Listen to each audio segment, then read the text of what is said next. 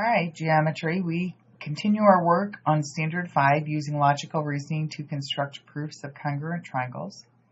Again, a reminder of your scale. Okay, 1 is a beginning level if you can identify the appropriate criteria for congruent triangles within the context of a proof. You're approaching proficiency if you can construct a 2-column proof for congruent triangles using given information and one or more of the following, and that would be the vertical angles, reflexive angle property, and right angles. And you are considered proficient if you can construct a 2-column proof for congruent parts of congruent triangles using the given information in one or more of the following: midpoint, angular segment bisector, perpendicular lines, or isosceles triangles. And you are considered a level 4 exemplary if you can construct a 2-column proof for a midpoint, angle bisector, segment bisector, or isosceles triangle using CPCTC. Okay, so for in class 20 today, okay, we're actually going to do some work with the proofs based on what we learned on our in class 18 and 19. Okay, so our introduction here says to mark any additional congruent pairs on the diagram and provide the reason for why the triangles are congruent. There's an extra provide in there. Also, complete the congruent statement. Okay, so let's zoom in a little bit here. Ooh, maybe not quite that far. All right, so we have number 1 is given to us. Okay, so do we have an additional congruent pair in the triangle that's provided? And that would be yes. We have congruent angles here because of our vertical angles theorem.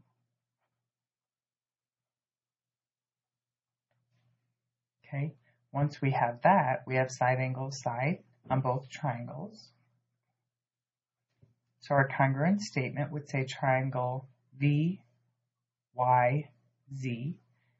is congruent to triangle VYZ.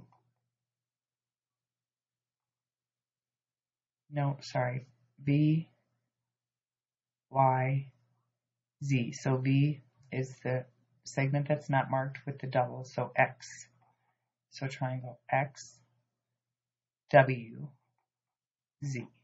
Okay, again, that order matters, so it has to be in that order, triangle XWZ, because again, that's saying that angles B and X are congruent, angles Y and W, and so on. Okay, so if we look at example 2, what is the congruent pair that we have that's not already shown in the picture? And that is that we have a congruent segment here with MP, and that's the reflexive property. Okay, once we have that, we then have side, angle, side, side, angle, side. So I can say triangle LPM is congruent to triangle NPM. Again, LP, NP goes to M. Okay, so that leads us into turning these into proofs. Okay, so here's our first one. Okay, you are given segment YZ is congruent to WZ. So YZ is congruent to WZ. Always have to mark, okay? We are also going to go ahead and write that down. YZ is congruent to WZ. Okay, and that was given. Okay, we are also given ZB is congruent to ZX. ZB segment is congruent to segment ZX. That is also given. Okay, so what else do we know? We know that angle VZY is congruent to angle X, Z, W. Okay, Y, vertical angles theorem.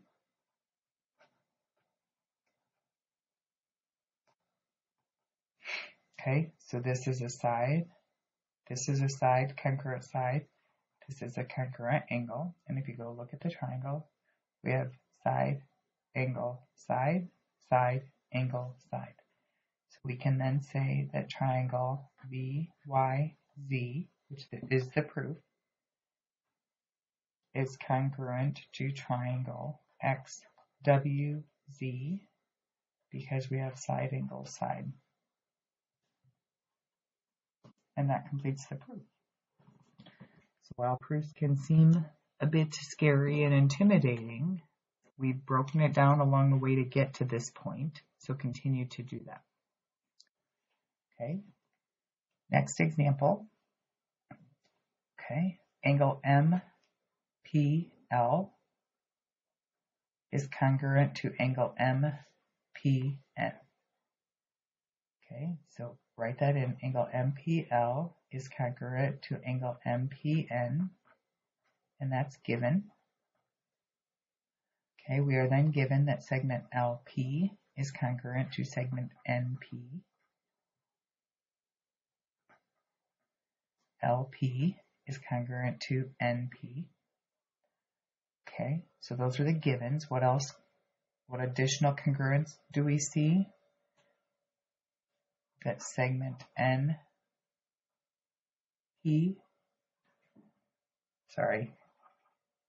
segment PM is congruent to segment PM. Okay, and that is the reflexive property. Okay, so this is a side. Okay, this first one was an angle, and this is a side. Not in necessarily this order, but we do have three of them. Side, angle, side, side, angle, side. So based on side, angle, side, we can then say what we were asked to prove. That triangle LPM is congruent to triangle NPM.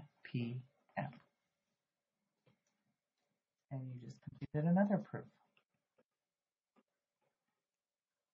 Okay, turn the page. We're going to do a little more work here with in class 20. Okay,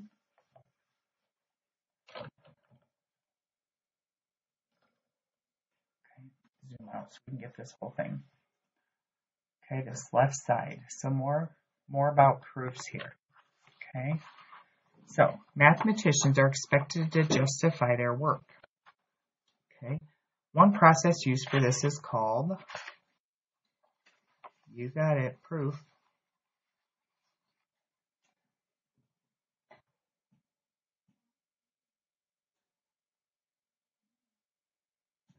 Okay, there are many different formats for proofs. Our class will focus on two formats.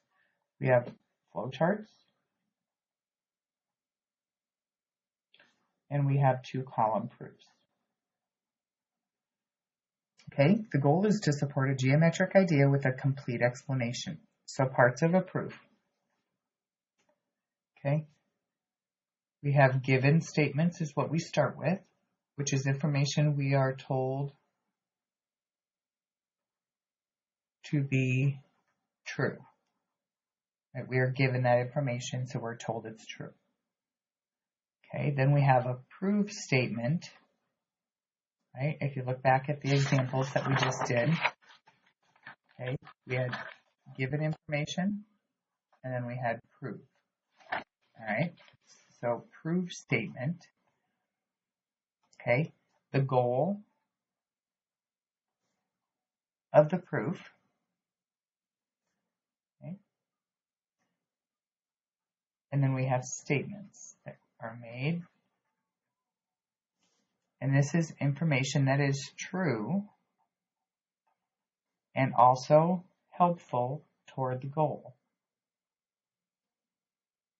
Okay, and our reasons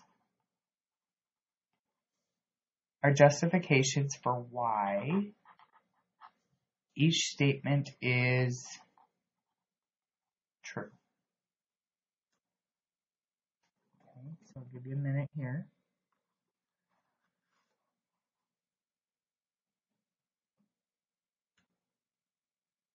Okay, so next.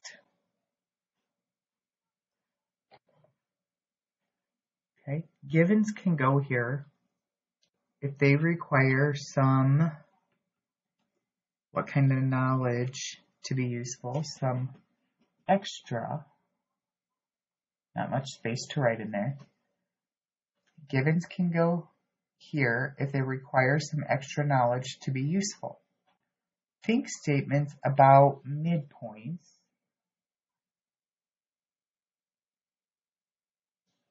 or angle bisectors, for example. Okay, so these blanks are for reasons that explain how you know what's directly above.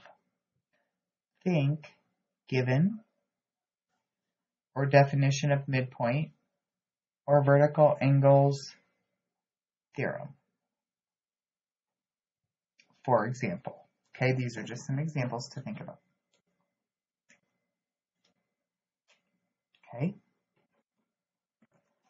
so givens can go here if they don't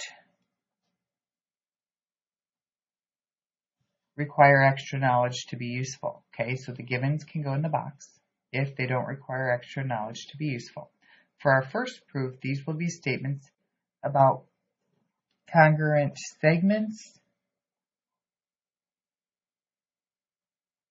and or angles. Okay, and then down here is where the prove statement goes, which means you've made it to your goal. Okay, so just kind of some generalization on this page about the examples that we already did.